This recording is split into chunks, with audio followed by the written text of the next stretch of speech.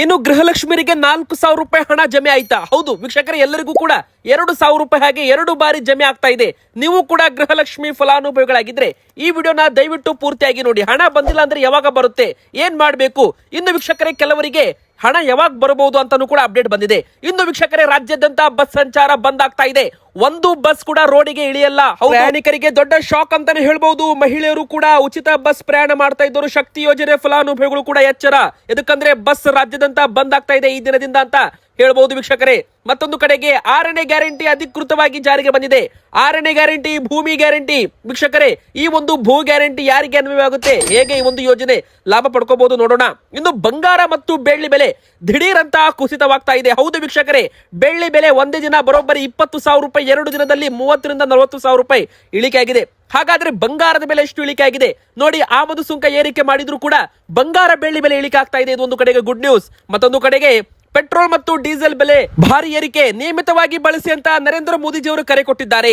Half lock down ರೀತಿ ಕಾಣ್ತಾ ಇದೆ ಅಂತೆ ಮತ್ತೆ ಭಾರತ. ವೀಕ್ಷಕರೇ ಹೌದು, ಮತ್ತೆ 50% ವರ್ಕ್ ಫ್ರಮ್ ಹೋಮ್ ಜಾರಿಗೆ ಬರುತ್ತಾ, ಮತ್ತೆ ಆನ್ಲೈನ್ ಮೀಟಿಂಗ್ಸ್ ಗಳು ನಡೆಯುತ್ತಾ, ಶಾಲೆಗಳು ಮತ್ತೆ ಆನ್ಲೈನ್ ಮೂಲಕ ನಡೆಯುತ್ತಾ, ಈ ಎಲ್ಲಾ ಪ್ರಶ್ನೆಗಳು ಕೂಡ ಕೇಳಿ ಬರ್ತಾ ಇದ್ದಾವೆ. ಕೆಲವು ಕಡೆಗೆ ಪೆಟ್ರೋಲ್ ಬಂಕ್ಗಳಲ್ಲಿ ಪೆಟ್ರೋಲ್ ಇಲ್ಲ ಅಂತಾನು ಕೂಡ ಒಂದು ಬೋರ್ಡ್ ಗಳನ್ನ ಹಾಕ್ತಾ ಇದ್ದಾರೆ. ಇದನ್ನು ಕೂಡ ಅಪ್ಡೇಟ್ ನೋಡ್ತಾ ಹೋಗೋಣ. ವೀಕ್ಷಕರೇ ವಿಡಿಯೋ ಮಾತ್ರ ದಯವಿಟ್ಟು ಪೂರ್ತಿಯಾಗಿ ನೋಡಿ, ಎಲ್ಲಾ ಮಾಹಿತಿ ಕ್ಲಿಯರ್ ಆಗಿ ತಿಳ್ಕೊಳ್ಳಿ. ಮೊದಲಿಗೆ ನೀವು ಕೂಡ ಗೃಹಲಕ್ಷ್ಮಿ ಫಲಾನುಭವಿಗಳಾಗಿದ್ರೆ ದಯವಿಟ್ಟು ವಿಡಿಯೋಗೆ ಒಂದು ಲೈಕ್ ಮಾಡಿ, ವಿಡಿಯೋಗೆ ಸಪೋರ್ಟ್ ಮಾಡಿ. ಹಾಗೂ ವೀಕ್ಷಕರೇ ಪ್ರತಿಯೊಬ್ಬರು ಕೂಡ ನಾವು ಕೇಳೋ ಪ್ರಶ್ನೆಗೆ ಕಮೆಂಟ್ ಮೂಲಕ ಉತ್ತರ ಕೊಡಿ. ನಿಮಗೆ ಫೆಬ್ರವರಿ ತಿಂಗಳ ಕಂತಿನ ಹಣ ಜಮೆ ಆಗಿದೆಯಾ, ಎಸ್ ಆರ್ ನೋ ಅಂತ ನಮಗೆ ದಯವಿಟ್ಟು ಕಮೆಂಟ್ ಮಾಡಿ. ವೀಕ್ಷಕರೇ ನೋಡಿ, ಈಗಾಗಲೇ ಕೆಲವರಿಗೆ 2,000 ರೂಪಾಯಿ ಜಮೆ ಆಗಿದೆ, ಕೆಲವರಿಗೆ 4,000 ರೂಪಾಯಿ ಕೂಡ ಹಣ ಜಮೆ ಆಗಿದೆ. ಹೌದು, ಸಚಿವ ಲಕ್ಷ್ಮೀ ಹೆಬ್ಬಾಳ್ಕರ್ ಮೇಡಮ್ ಅವರು ಭರವಸೆ ಕೊಟ್ಟಿರೋ ಹಾಗೆ ಒಟ್ಟು 4,000 ರೂಪಾಯಿ ಇದೇ ತಿಂಗಳಲ್ಲಿ ನಿಮ್ಮ ಅಕೌಂಟ್ಗೆ ಜಮೆ ಆಗುತ್ತೆ. ಆದ್ರೆ ಅದರಲ್ಲಿ ಕೆಲವರಿಗೆ ಈಗಾಗಲೇ 2,000 ರೂಪಾಯಿ ಹಣ ಜಮೆ ಆಗಿದೆ. ಡಿಬಿಟಿ ಆಪ್ ಚೆಕ್ ಮಾಡಿದಾಗ ಕೆಲವರಿಗೆ 20ನೇ ತಾರೀಕಿನ ಒಳಗೆ ಹಣ ಜಮೆ ಆಗೋ ನಿರೀಕ್ಷೆ ಇತ್ತು. ಆದ್ರೆ 16, 17ನೇ ತಾರೀಕಿನ ಒಳಗೆ ಹಣ ಜಮೆ ಆಗ್ತಾ ಇದೆ ಅಂತಾನು ಕೂಡ ಇಲ್ಲಿ ಹೇಳ್ಬಹುದು. ವೀಕ್ಷಕರೇ ನೋಡಿ, 25ನೇ ತಾರೀಕಿನ ಒಳಗೆ 2 ಕಂತು ಹಣ ನಿಮಗೆ ಜಮೆ ಆಗೋದು ಗ್ಯಾರಂಟಿ ಅಂತಾನು ಕೂಡ ಇಲ್ಲಿ ಹೇಳಲಾಗ್ತಾ ಇದೆ. ಯಾರೆಲ್ಲ ನಮಗೆ ಹಣ ಬಂದಿಲ್ಲ ಅಂತ ಕಮೆಂಟ್ ಮಾಡ್ತಾ ಇದ್ರು ನೋಡಿ, ನೀವೇನ್ ಮಾಡ್ಬೇಕು, ಇದೇ ಒಂದು 25ನೇ ತಾರೀಕಿನವರೆಗೂ ನೀವು ಕಾಯಿರಿ ವೀಕ್ಷಕರೇ. 25ನೇ ತಾರೀಕಿನ ಒಳಗೆ ನಿಮಗೆ 4,000 ರೂಪಾಯಿ 2 ಕಂತು ಬಾಕಿ ಹಣ ಜಮೆಯಾಗಲಿದೆ. ನೋಡಿ, ಕೆಲವರಿಗೆ ಅಡ್ವಾನ್ಸ್ ಆಗಿ ಹಣ 2,000 ರೂಪಾಯಿ ಬಂದಿದೆ, ಕೆಲವರಿಗೆ 1 ತಿಂಗಳು ಹಣ ಬಂದಿಲ್ಲ ಅಂದ್ರೆ ಮರು ತಿಂಗಳು ಅಂದ್ರೆ ಮುಂದಿನ ತಿಂಗಳು ಒಟ್ಟಿಗೆ ನಿಮಗೆ 2,000 ರೂಪಾಯಿಗೆ 2 ಬಾರಿ ಜಮೆ ಮಾಡ್ತಾರೆ. ಈ ತರ ಕ್ಲಿಯರ್ ಮಾಡಲಾಗ್ತಾ ಇದೆ. ಎಲ್ಲ ಒಂದು ಗೃಹಲಕ್ಷ್ಮಿಗೂ ಕೂಡ ಮಾರ್ಚ್ ತಿಂಗಳದ್ದು 4 ದಿನದ ಒಳಗೆ ಜಮೆ ಮಾಡ್ತೀವಿ, ಏಪ್ರಿಲ್ ತಿಂಗಳ ಕಂತಿನ ಹಣ 8 ರಿಂದ 10 ದಿನಗಳಲ್ಲಿ ಜಮೆ ಮಾಡ್ತೀನಿ ಅಂತ ಸಚಿವೆ ಲಕ್ಷ್ಮೀ ಹೆಬ್ಬಾಳ್ಕರ್ ಮೇಡಮ್ ಅವರು ಹೇಳಿಕೆಯನ್ನ ಕೊಟ್ಟಿರುವಂತದ್ದು. ಈಗಾಗಲೇ ಗೃಹಲಕ್ಷ್ಮಿಯರಿಗೆ ಇವತ್ತು ಬೆಳಿಗ್ಗೆಯಿಂದಲೇ 2,000 ರೂಪಾಯಿ ಹಣ ಜಮೆ ಕೂಡ ಆಗ್ತಾ ಇದೆ ಅಂತಾನು ಕೂಡ ಇಲ್ಲಿ ಹೇಳಲಾಗಿದೆ. ಇನ್ನು ಕೆಲವರಿಗೆ 2,000 ರೂಪಾಯಿ ಹೋದ ತಿಂಗಳು 2 ಬಾರಿ ಜಮೆ ಆಗಿದೆ ಅಂತೆ. ಅಂದ್ರೆ ಮಾರ್ಚ್ ತಿಂಗಳಲ್ಲಿ 2 ಬಾರಿ ಗೃಹಲಕ್ಷ್ಮಿಯರಿಗೆ 4,000 ರೂಪಾಯಿ ಒಂದು ತಿಂಗಳಲ್ಲಿ ಜಮೆ ಆಗಿದೆ. ಇನ್ನು ಏಪ್ರಿಲ್ ತಿಂಗಳಲ್ಲಿ 1 ಕಂತು ಬಂದಿರಲಿಕ್ಕಿಲ್ಲ. ಮೇ ತಿಂಗಳಲ್ಲಿ ಅವರಿಗೆ ಈಗಾಗಲೇ 2 ಕಂತು ಜಮೆ ಆಗಿರಬಹುದು. ಇನ್ನು ಮುಂದಿನ ಜೂನ್ ತಿಂಗಳು ಕೂಡ ನಿಮಗೆ ಮತ್ತೆ 2 ಕಂತು ಜಮೆ ಆಗ್ಬಹುದು ಅಥವಾ 1 ಕಂತು ಜಮೆ ಆಗ್ಬಹುದು. ವೀಕ್ಷಕರೇ ನೋಡಿ, ಇಲ್ಲಿ ನಿಮಗೆ ಸಿಂಪಲ್ ಆಗಿ ಕ್ಲಿಯರ್ ಆಗಿ ಹೇಳ್ಬೇಕಂದ್ರೆ ಎಲ್ಲಾ ಗೃಹಲಕ್ಷ್ಮಿಯರಿಗೂ ಕೂಡ ಪ್ರತಿ ತಿಂಗಳು 2,000 ರೂಪಾಯಿ ಬರುತ್ತೆ. ಆದ್ರೆ ಕೆಲವು ಅಕೌಂಟ್ಗೆ 1 ತಿಂಗಳು 2,000 ರೂಪಾಯಿ ಬರಲಿಲ್ಲ ಅಂದ್ರೆ ಮರು ತಿಂಗಳು ಮುಂದಿನ ತಿಂಗಳು 4,000 ರೂಪಾಯಿ ಜಮೆ ಮಾಡೋದ್ರ ಮೂಲಕ ಆ ಒಂದು ಹಿಂದಿನ ಕಂತನ್ನ ಕ್ಲಿಯರ್ ಮಾಡಲಾಗ್ತಾ ಇದೆ. ಈಗ ತುಂಬಾ ಜನರಿಗೆ ಆಗಿದೆ. ಕೆಲವರಿಗೆ 29 ಕಂತು ಜಮೆ ಆಗಿದ್ರೆ ಕೆಲವರಿಗೆ 28 ಕಂತು ಜಮೆ ಆಗಿದೆ. 29 ಕಂತು ಬಂದವರಿಗೆ ಈ ತಿಂಗಳು 1 ಕಂತು ಮಾತ್ರ ಬರುತ್ತೆ, 30 ಕಂತು ಕಂಪ್ಲೀಟ್ ಆಗುತ್ತೆ. ಇನ್ನು ಕೆಲವರಿಗೆ 27 ಕಂತು ಬಂದವರಿಗೆ ಈ ತಿಂಗಳು 2 ಕಂತು ಹಣ ಬರೋದರ ಮೂಲಕ 29 ಕಂತು ಹಣ ಕಂಪ್ಲೀಟ್ ಆಗ್ತಾ ಇದೆ ಅಂತಾನೆ ಹೇಳ್ಬಹುದು. ನೋಡಿ ವೀಕ್ಷಕರೇ, ಎಲ್ಲಾ ಗೃಹಲಕ್ಷ್ಮಿಯರಿಗೂ ಕೂಡ ಈಗ ಮಾರ್ಚ್ ಮತ್ತು ಏಪ್ರಿಲ್ ತಿಂಗಳದ್ದು ಹಣ ಬಂದ್ರೆ ಮೇ ತಿಂಗಳದ್ದು ಮಾತ್ರ ಬಾಕಿ ಉಳಿಯಲಿದೆ. ನೋಡಿ ವೀಕ್ಷಕರೇ, ನಿಮಗೂ ಕೂಡ ಫೆಬ್ರವರಿ ತಿಂಗಳವರೆಗೂ ಹಣ ಬಂದಿದೆಯಾ, ಮಾರ್ಚ್ ತಿಂಗಳವರೆಗೂ ಹಣ ಬಂದಿದೆಯಾ, ಬೇಗನೆ ನಮಗೆ ಕಮೆಂಟ್ ಮೂಲಕ ನೀವು ತಿಳಿಸಬಹುದು. ಇನ್ನು 25ನೇ ತಾರೀಕಿನವರೆಗೂ ಕಾಯಿರಿ ವೀಕ್ಷಕರೇ. 25ನೇ ತಾರೀಕಿನ ಒಳಗೆ ನಿಮಗೆ ಹಣ ಗ್ಯಾರಂಟಿ ಬರುತ್ತೆ. ಡಿಬಿಟಿ ಆಪ್ ಕೂಡ ನೀವು ಡೌನ್ಲೋಡ್ ಮಾಡ್ಕೊಳ್ಳಿ, ಚೆಕ್ ಕೂಡ ನೀವು ಅದರಲ್ಲಿ ಮಾಡಬಹುದು. ಇನ್ನು ವೀಕ್ಷಕರೇ, ಎರಡನೇದಾಗಿ ದೊಡ್ಡ ಬ್ರೇಕಿಂಗ್ ನ್ಯೂಸ್. ರಾಜ್ಯ ಸರ್ಕಾರದ ವಿರುದ್ಧ ಸಾರಿಗೆ ನೌಕರರು ಮುಷ್ಕರ ಮಾಡ್ತಾ ಇದ್ದಾರೆ. ಕರ್ನಾಟಕ ರಾಜ್ಯಾದ್ಯಂತ ಸಾರಿಗೆ ಸಂಚಾರ ಬಂದ್ ಆಗ್ತಾ ಇದೆ. ವೀಕ್ಷಕರೇ, ನೀವೇನಾದ್ರೂ ಊರಿಗೆ ಹೋಗಲು ಪ್ಲಾನ್ ಮಾಡ್ತಾ ಇದ್ರೆ ಮೇ 20ನೇ ತಾರೀಕು ಬೆಳಿಗ್ಗೆಯಿಂದಲೇ ರಾಜ್ಯಾದ್ಯಂತ ಸಾರಿಗೆ ನೌಕರರ ಅನಿರ್ದಿಷ್ಟಾವಧಿ ಮುಷ್ಕರ ಫಿಕ್ಸ್ ಅಂತ ಹೇಳಲಾಗ್ತಾ ಇದೆ. ಸಾಧನಾ ಸಮಾವೇಶಕ್ಕೂ ಕೂಡ ಕಪ್ಪು ಪಟ್ಟಿ ಬಿಸಿ ಕೊಡಲಿದ್ದಾರಂತೆ. ಅಂದ್ರೆ ನೋಡಿ, ಮೇ 20ನೇ ತಾರೀಕಿಗೆ ಕಾಂಗ್ರೆಸ್ ಗ್ಯಾರಂಟಿ ಸರ್ಕಾರ ಬಂದು 3 ವರ್ಷ ಕಂಪ್ಲೀಟ್ ಆಗ್ತಾ ಇದೆಯಲ್ಲ, ಅವಾಗ ಸಾಧನಾ ಸಮಾವೇಶವಿತ್ತು 20ನೇ ತಾರೀಕು. ಆದ್ರೆ ಮೇ 20ಕ್ಕೆ ಸಾರಿಗೆ ನೌಕರರು ಮುಷ್ಕರ ಮಾಡೋದ್ರಿಂದ ತೊಂದರೆ ಆಗ್ಬಾರ್ದು ಅಂತ ಮೇ 19ಕ್ಕೆ ಈ ಸಾಧನಾ ಸಮಾವೇಶ ಕಾರ್ಯಕ್ರಮವನ್ನ ಹಿಂದೂಡಿಕೆ ಮಾಡಿದ್ದಾರೆ. ಆದ್ರೆ ಮೇ 19ನೇ ತಾರೀಕಿನಂದು ತುಮಕೂರಿನಲ್ಲಿ ನಡೆಯಲಿರುವ ಸರ್ಕಾರದ 3 ವರ್ಷಗಳ ಸಾಧನಾ ಸಮಾವೇಶಕ್ಕೂ ಕಪ್ಪು ಬಟ್ಟೆ ಪ್ರದರ್ಶನ ಮಾಡೋದ್ರ ಮೂಲಕ ಹೋರಾಟದ ಬಿಸಿ ಮುಟ್ಟಿಸಲು ಸಾರಿಗೆ ನೌಕರರು ನಿರ್ಧಾರ ಮಾಡಿದ್ದಾರೆ. ಸರ್ಕಾರಕ್ಕೆ ಇದು ಭಾರಿ ತಲೆನೋವಾಗಿ ಪರಿಣಮಿಸಿದೆ. ಅಂದ್ರೆ ನೋಡಿ, ವೇತನ ಪರಿಷ್ಕರಣೆ ಮಾಡಬೇಕು. ಕಳೆದ ಹಲವು ದಿನಗಳಿಂದ ನೌಕರರು ಪಟ್ಟು ಹಿಡಿದಿದ್ದಾರೆ. ನೌಕರರನ್ನ ಸಮಾಧಾನ ಪಡಿಸಲು ಸರ್ಕಾರ ಆರಂಭದಲ್ಲಿ 7% ವೇತನ ಕೂಡ ಹೆಚ್ಚಳ ಮಾಡಿತ್ತು. ನಂತರ 12.5% ವೇತನ ಹೆಚ್ಚಳ ಮಾಡಿ ಆದೇಶ ಹೊರಡಿಸಿದೆ. ಆದ್ರೂ ಕೂಡ ಸಾರಿಗೆ ನೌಕರರು ತಮ್ಮ ಒಂದು ಎಲ್ಲಾ ಬೇಡಿಕೆಗಳನ್ನು ಕೂಡ ಸಂಪೂರ್ಣವಾಗಿ ಆ ಒಂದು ಬೇಡಿಕೆಗಳನ್ನ ಪೂರೈಸಬೇಕು. ಇಲ್ಲವಾದಲ್ಲಿ ಮೇ 19 ರಾತ್ರಿಯಿಂದಲೇ ಅಥವಾ ಮೇ 20ನೇ ತಾರೀಕು ಬೆಳಗ್ಗೆಯಿಂದಲೇ ಸಾರಿಗೆ ಸಂಚಾರ ಬಂದ್ ಆಗ್ತಾ ಇದೆ. ಈ ಬಾರಿ ಸಾರಿಗೆ ನೌಕರರು ಕರ್ತವ್ಯಕ್ಕೆ ಹಾಜರಾಗದೆ ಮನೆಯಲ್ಲೇ ಕುಳಿತು ಪ್ರತಿಭಟನೆ ಮಾಡಲಿದ್ದಾರೆ. ನೋಡಿ, ಸಿಬ್ಬಂದಿ ಕೆಲಸಕ್ಕೆ ಬರಲಿಲ್ಲ ಅಂದ್ರೆ, ಕರ್ತವ್ಯಕ್ಕೆ ಹಾಜರಾಗಿಲ್ಲ ಅಂದ್ರೆ ಬಸ್ಗಳು ಓಡಾಡಿಸೋದು ಯಾರು, ಅಂದ್ರೆ ಬಸ್ಗಳನ್ನ ಡ್ರೈವ್ ಮಾಡೋರು ಯಾರು, ಟಿಕೆಟ್ ತಗೊಳ್ಳೋರು ಯಾರು? ಹೀಗಾಗಿ ಬಸ್ ಸಂಚಾರ ರಾಜ್ಯದಂತ ಬಂದ್ ಆಗ್ಬಹುದು. ಪ್ರಯಾಣಿಕರು ಆದಷ್ಟು ಹುಷಾರಾಗಿರ್ಬೇಕು.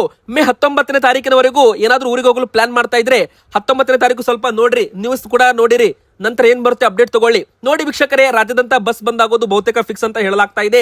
ಮತ್ತೊಂದು ಕಡೆಗೆ ಸರ್ಕಾರ ಅಷ್ಟರ ಒಳಗೆ ನೌಕರರ ಮನವೊಲಿಸಿದರೆ ಮತ್ತೆ ಬಸ್ ಸಂಚಾರ ಓಪನ್ ಆಗಬಹುದು. ಮತ್ತೊಂದು ಕಡೆಗೆ ಖಾಸಗಿ ಬಸ್ ಸಿಬ್ಬಂದಿ, ಖಾಸಗಿ ಬಸ್ ಮಾಲೀಕರು ಕೂಡ 20% ಬೆಲೆ ಏರಿಕೆ ಮಾಡಲು ನಿರ್ಧಾರ ಮಾಡಿದ್ದಾರೆ. ಹೌದು, ಪೆಟ್ರೋಲ್ ಮತ್ತು ಡೀಸೆಲ್ ಪ್ರತಿ ಲೀಟರ್ ಮೇಲೆ ₹3 ಏರಿಕೆ ಆಗಿದೆಯಲ್ಲ, ಇದರ ಎಫೆಕ್ಟ್ ಖಾಸಗಿ ಬಸ್ನವರು ಕೂಡ ತಮ್ಮ ಪ್ರಯಾಣ ದರವನ್ನ 20% ಏರಿಕೆ ಮಾಡ್ತಾ ಇದ್ದಾರೆ. ಇದು ಕೂಡ ನಿಮ್ಗೆ ಗೊತ್ತಿರಲಿ. ಇನ್ನು 3ನೇ ಗ್ಯಾರಂಟಿ ಭೂಮಿ ಗ್ಯಾರಂಟಿ. ವೀಕ್ಷಕರೇ, ಈಗಾಗಲೇ ಅಧಿಕೃತವಾಗಿ ಈ ಖಾತಾ ಅಭಿಯಾನ ಶುರುವಾಗಿದೆ. ರಾಜ್ಯ ಸರ್ಕಾರದ 6ನೇ ಗ್ಯಾರಂಟಿ ಆಗಿದೆ ಭೂ ಗ್ಯಾರಂಟಿ. ವೀಕ್ಷಕರೇ, ಇದು ಮೊದಲಿಗೆ ಬೆಂಗಳೂರಿಗರಿಗೆ ಒಂದು ಬಂಪರ್ ಗುಡ್ ನ್ಯೂಸ್ ಅಂತ ಹೇಳ್ಬೋದು. ಮೇ 16ನೇ ತಾರೀಕಿನಿಂದ ನನ್ನ ಈ ಖಾತಾ ಅಭಿಯಾನ ಆರಂಭವಾಗಿದೆ. ವೀಕ್ಷಕರೇ, ಬಿ ಖಾತಾ ಆಸ್ತಿಗಳಿಗೆ ಎ ಖಾತಾ ಪಡೆಯಿರಿ. ಸರಿಯಾದ ದಾಖಲೆ ಇದ್ರೆ ನಿಮ್ಮ ಆಸ್ತಿಗೆ ಹೆಚ್ಚಿನ ಮೌಲ್ಯ ಮತ್ತು ಭೂ ಗ್ಯಾರಂಟಿ ಸಿಗುತ್ತೆ ಸರ್ಕಾರದಿಂದ ಅಂತ ಡಿ.ಕೆ. ಶಿವಕುಮಾರ್ ಉಪಮುಖ್ಯಮಂತ್ರಿಗಳು ಒಂದು ಪೋಸ್ಟ್ ಅನ್ನು ಕೂಡ ಇಲ್ಲಿ ಹಾಕಿರುವಂತದ್ದು ನೀವು ಕೂಡ ಸ್ಕ್ರೀನ್ ಮೇಲೆ ನೋಡ್ತಿರಬಹುದು. ವೀಕ್ಷಕರೇ, ಇದು ಸದ್ಯಕ್ಕೆ ನೋಡಿ 5% ಇದನ್ನ 2%ಗೆ ಇಳಿಕೆ ಕೂಡ ಮಾಡಿದ್ದಾರೆ. ಅಂದ್ರೆ 3% ನಿಮಗೆ ಡಿಸ್ಕೌಂಟ್ ಕೂಡ ಸಿಗ್ತಾ ಇದೆ ಅಂತಾನೆ ಹೇಳ್ಬೋದು. ಈ ಖಾತಾ, ಹೊಸ ಈ ಖಾತಾ ಬಿ ಖಾತಾದಿಂದ ಎ ಖಾತಾಗೆ ಪರಿವರ್ತನೆ ಮಾಡಿಕೊಡಲಾಗುತ್ತೆ. ಕೇವಲ 2% ಮಾತ್ರ ಅಂತಾನೂ ಕೂಡ ಇಲ್ಲಿ ಹೇಳಲಾಗಿದೆ. ಇನ್ನು 3 ತಿಂಗಳು ಅಂದ್ರೆ ಒಟ್ಟು 100 ದಿನ ಪ್ರತಿ ಶನಿವಾರ ನನ್ನ ಈ ಖಾತಾ ನನ್ನ ಹಕ್ಕು ಅಭಿಯಾನ ಕೂಡ ಭೂ ಗ್ಯಾರಂಟಿ ಯೋಜನೆ ಮೂಲಕ ಶುರು ಮಾಡಲಾಗ್ತಾ ಇದೆ. ಭೂ ಗ್ಯಾರಂಟಿ ಯೋಜನೆ ಇದು 6ನೇ ಗ್ಯಾರಂಟಿ ಅಂತಾನೂ ಕೂಡ ಇಲ್ಲಿ ಹೇಳ್ಬಹುದು. ವೀಕ್ಷಕರೇ ನೋಡಿ, ನಿಮ್ಮ ಆಸ್ತಿ ನೀವು ಸುರಕ್ಷಿತವಾಗಿ ಇಟ್ಕೊಳ್ಬೇಕಂದ್ರೆ ನಿಮ್ಮ ಬಿ ಖಾತಾಗೆ ಎ ಖಾತಾ ಮಾನ್ಯತೆ ಸಿಕ್ಕರೆ ನಿಮ್ಮ ಆಸ್ತಿಗೆ ಒಂದು ಗ್ಯಾರಂಟಿ ಅಂತಾನೂ ಕೂಡ ಇಲ್ಲಿ ಹೇಳಬಹುದು. ಇದರಿಂದ ಆಸ್ತಿ ಮಾಲೀಕರಿಗೆ ಏನು ಲಾಭ ಅಂತ ನೀವು ಕೇಳೋದಾದ್ರೆ, ಖಾತೆ ಬದಲಾವಣೆ ಆದ ತಕ್ಷಣ ಆಸ್ತಿ ಮೌಲ್ಯ ಹೆಚ್ಚಾಗುತ್ತೆ. ಎ ಖಾತಾ ಇದ್ರೆ ಮಾತ್ರ ರಾಷ್ಟ್ರೀಕೃತ ಬ್ಯಾಂಕ್ಗಳಲ್ಲಿ ಸುಲಭವಾಗಿ ಸಾಲ ಮತ್ತು ಆಸ್ತಿ ಮೇಲಿನ ಸಾಲ ದೊರೆಯುತ್ತದೆ. ಆಸ್ತಿಗೆ ಕಾನೂನು ಮಾನ್ಯತೆ ದೊರೆಯುತ್ತದೆ. ಇದರಿಂದ ಆಸ್ತಿ ಮಾರಾಟ ಮಾಡುವಾಗ ಯಾವುದೇ ತೊಂದರೆ ಕೂಡ ಆಗೋದಿಲ್ಲ ಅಂತ ಹೇಳಲಾಗಿದೆ. ಈಗ ಬನ್ನಿ ವೀಕ್ಷಕರೇ, ಕೊನೆಯದಾಗಿ ನೋಡಿ, ಮತ್ತೆ ಹಾಫ್ ಲಾಕ್ಡೌನ್ ಅಂತ ನಿಯಮಗಳು ಬರಬಹುದಾ? ಎದಕ್ಕಂದ್ರೆ ನೋಡಿ, ಶಾಲೆಗಳನ್ನು ಕೂಡ ಆನ್ಲೈನ್ ಮಾಡಿ ಅಂತ ನರೇಂದ್ರ ಮೋದಿಜಿ ಅವರು ಕರೆ ಕೊಟ್ಟಿದ್ದಾರೆ. ಮತ್ತೊಂದು ಕಡೆಗೆ ವರ್ಕ್ ಫ್ರಮ್ ಹೋಮ್, ಮನೆಯಿಂದಲೇ ಕೆಲಸ ಮಾಡುವಂತೆನೂ ಕೂಡ ನೌಕರರಿಗೆ ಸೂಚನೆ ಕೊಡಲಾಗಿದೆ. ಎದಕ್ಕಂದ್ರೆ ಕಚ್ಚಾ ತೈಲವನ್ನ ನಿಯಮಿತವಾಗಿ ನಾವು ಬಳಸಬೇಕು. ಅಂದ್ರೆ ಪೆಟ್ರೋಲ್, ಡೀಸೆಲ್, ಅಡುಗೆ ಅನಿಲ ನಿಯಮಿತವಾಗಿ ನಾವು ಬಳಸಬೇಕಾಗುತ್ತೆ. ಸರ್ಕಾರಿ ನೌಕರರಾಗಿರ್ಬೋದು, ಖಾಸಗಿ ನೌಕರರು ಮನೆಯಿಂದಲೇ ಕುಳಿತು ಕೆಲಸ ಮಾಡಿದ್ರೆ ಸಾವಿರಾರು ಲೀಟರ್ ಪ್ರತಿದಿನ ಪೆಟ್ರೋಲ್, ಡೀಸೆಲ್ ಉಳಿಯುತ್ತೆ ಅಂತ ಕೇಂದ್ರ ಸರ್ಕಾರ ಹೇಳ್ತಾ ಇದೆ. ಇದರಿಂದಾಗಿ ಭಾರತಕ್ಕೆ ಮುಂದಿನ ಬರೋ ದಿನಗಳಲ್ಲಿ ಸಮಸ್ಯೆ ಆಗೋದು ತುಂಬಾ ಕಡಿಮೆ. ಹೀಗಾಗಿ ಪ್ರತಿಯೊಬ್ಬರು ಕೂಡ ಇದಕ್ಕೆ ಕೈ ಜೋಡಿಸಬೇಕು ಅಂತ ನರೇಂದ್ರ ಮೋದಿಜಿಯವರು ಮತ್ತೊಮ್ಮೆ ಕರೆ ಕೊಟ್ಟಿದ್ದಾರೆ. ನರೇಂದ್ರ ಮೋದಿಜಿಯವರು ಮೊದಲೇ ಒಂದು ಮಾತು ಹೇಳಿದ್ರು, ಕೊರೋನಾ ರೀತಿ ಸಮಯದಲ್ಲಿ ನಾವೆಲ್ಲ ಯಾವ ತರ ಒಗ್ಗಟ್ಟಾಗಿದ್ವಿ ಅದೇ ತರ ಮತ್ತೊಮ್ಮೆ ನಾವು ಒಗ್ಗಟ್ಟಾಗಿರ್ಬೇಕು ಅಂತ ಮೊದಲೇ ಒಂದು ಹೇಳಿಕೆ, ಒಂದು ಮುನ್ಸೂಚನೆ ನರೇಂದ್ರ ಮೋದಿಜಿಯವರು ಕೊಟ್ಟಿದ್ರು. ಆದ್ರೆ ಈಗ ಮತ್ತೊಮ್ಮೆ ಕೊಟ್ಟಿದ್ದಾರೆ ವೀಕ್ಷಕರೇ, ಪೆಟ್ರೋಲ್, ಡೀಸೆಲ್ ನಿಯಮಿತವಾಗಿ ಬಳಸಬೇಕು ಅಂತ. ಖುದ್ದು ನರೇಂದ್ರ ಮೋದಿಜಿಯವರು ತಮ್ಮ ಬೆಂಗಾವಲಿನ ಕಾರುಗಳನ್ನು ಕೂಡ ಕಡಿತ ಮಾಡಿದ್ದಾರೆ. ಅಂದ್ರೆ ಕೇವಲ 2 ಕಾರುಗಳನ್ನು ಇಟ್ಕೊಂಡು ಮೊನ್ನೆ ಭಾಷಣಕ್ಕೆ ಅಟೆಂಡ್ ಆಗಿದ್ರು. ಅದು ಕೂಡ ನಿಮಗೆ ಗೊತ್ತಿರಬಹುದು ವೀಕ್ಷಕರೇ. 1 ವರ್ಷಗಳ ಕಾಲ ಬಂಗಾರ ಆಮದು ಮಾಡಿಕೊಳ್ಬೇಡಿ, ಭಾರತದ ವಿದೇಶಿ ವಿನಿಮಯ ಖಾಲಿ ಆಗೋದಕ್ಕೆ ಬಿಡಬೇಡಿ ಅಂತ ಭಾರತೀಯರಿಗೆ ಒಂದು ಮನವಿ ಕೂಡ ಮಾಡಿದ್ರು. ನೋಡಿ ವೀಕ್ಷಕರೇ, ನಾವು ಭಾರತದವರು ಏನೇ ಒಂದು ಖರೀದಿ ಮಾಡ್ಬೇಕು, ನೋಡಿ ಕಚ್ಚಾ ತೈಲ ಖರೀದಿ ಮಾಡ್ಬೇಕು ಅಂದ್ರೂ ಕೂಡ ನಾವು ಬೇರೆ ದೇಶಗಳಿಂದ ಇಂಪೋರ್ಟ್ ಮಾಡಬೇಕಾಗುತ್ತೆ. ಮತ್ತೆ ಬಂಗಾರ, ಅಡುಗೆ ಅನಿಲ ಎಲ್ಲವನ್ನು ಕೂಡ ನಾವು ಬೇರೆ ದೇಶಗಳಿಂದ ಇಂಪೋರ್ಟ್ ಮಾಡ್ತಾ ಇದ್ದೀವಿ. ಬೇರೆ ದೇಶಗಳಿಗೆ ನಾವು ಡಾಲರ್ಸ್ ಕೊಟ್ಟು ಈ ಒಂದು ಪೆಟ್ರೋಲ್, ಡೀಸೆಲ್, ಕಚ್ಚಾ ತೈಲ, ಬಂಗಾರವನ್ನ ಆಮದು ಮಾಡ್ಕೊಳ್ತೀವಲ್ಲ, ಇದರಿಂದ ನಮ್ಮ ವಿದೇಶ ವಿನಿಮಯ ಖಾಲಿ ಆಗ್ತಾ ಇದೆ ಅಂತ ನರೇಂದ್ರ ಮೋದಿಜಿ ಅವರು ಒಂದು ಹೇಳಿಕೆ ಕೊಟ್ಟಿದ್ರು. ನೋಡಿ, ಈಗ ಪೆಟ್ರೋಲ್, ಡೀಸೆಲ್ ಪ್ರತಿ ಲೀಟರ್ ಮೇಲೆ ₹3 ಏರಿಕೆ ಆಗಿದೆ. ಅಕ್ಕಿ ಕೂಡ ಪ್ರತಿ ಕೆಜಿ ಮೇಲೆ ₹2 ಏರಿಕೆ ಆಗಿದೆ.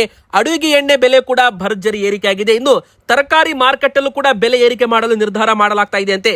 ಹೌದು ವೀಕ್ಷಕರೇ, ಯಾವಾಗ ಪೆಟ್ರೋಲ್ ಡೀಸೆಲ್ ಬೆಲೆ ಏರಿಕೆ ಆದ್ರೆ ಇನ್ಫ್ಲೇಷನ್ ಹೆಚ್ಚಾಗುತ್ತೆ.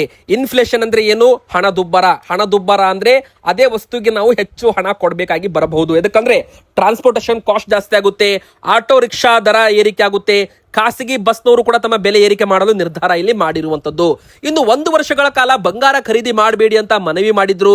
ನಂತರ ಆಮದು ಸುಂಕ 15% ಏರಿಕೆ ಮಾಡಿದ್ರು. ಇದರ ಬೆನ್ನಲ್ಲೇ ಬಂಗಾರ ಒಂದೇ ದಿನ 12,000 ರೂಪಾಯಿ, ಬೆಳ್ಳಿ ಒಂದೇ ದಿನ 20,000 ರೂಪಾಯಿ ಏರಿಕೆಯಾಗಿ ಬೆಳ್ಳಿ 1 ಕೆಜಿಗೆ 3,20,000 ರೂಪಾಯಿ, ಬಂಗಾರ 10 ಗ್ರಾಮ್ಗೆ 1,63,000 ರೂಪಾಯಿ ತನಕ ಬಂದಿತ್ತು. ಆದ್ರೆ ಏನಾಯ್ತು ಗೊತ್ತಿಲ್ಲ, ಮತ್ತೆ ಬಂಗಾರ ಬೆಳ್ಳಿ ಇಳಿಕೆ ಆಗ್ತಾ ಇದೆ. ಹೌದು ವೀಕ್ಷಕರೇ, ಈಗ ಬಂಗಾರದ ಬೆಲೆ ಮತ್ತೆ 2 ದಿನದಲ್ಲಿ 5,000 ರೂಪಾಯಿ ಇಳಿಕೆ ಆಗಿದೆ. MCX ವ್ಯಾಲ್ಯೂ ಕೂಡ ಇಳಿಕೆ ಆಗಿದೆ. ಬಂಗಾರದ MCX ಮಲ್ಟಿ ಕಾಮೋಡಿಟಿ ಎಕ್ಸ್ಚೇಂಜ್ ಅಲ್ಲೂ ಕೂಡ ಬೆಲೆ ಇಳಿಕೆ ಆಗಿದೆ. ಅದೇ ತರ ಈಗ 10 ಗ್ರಾಮ್ 24 ಕ್ಯಾರೆಟ್ ಚಿನ್ನದ ಬೆಲೆ ಮತ್ತೆ 1,57,000 ರೂಪಾಯಿಗೆ ಬಂದಿದ್ರೆ, ಬೆಳ್ಳಿ 1 ಕೆಜಿಗೆ 3,10,000 ರೂಪಾಯಿಂದ ದಿಢೀರ್ ಅಂತ 2,80,000 ರೂಪಾಯಿಗೆ ಬಂದಿರುವಂತದ್ದು. ಇವತ್ತಿಗೆ ಇಷ್ಟ ಆಗಿತ್ತು. ವಿಡಿಯೋ ಇಷ್ಟ ಆದ್ರೆ ಲೈಕ್ ಮಾಡಿ, ಚಾನಲ್ಗೆ ಸಬ್ಸ್ಕ್ರೈಬ್ ಆಗಿ ನಿಮ್ಮ ಅನಿಸಿಕೆ ಕಮೆಂಟ್ ಮಾಡಿ.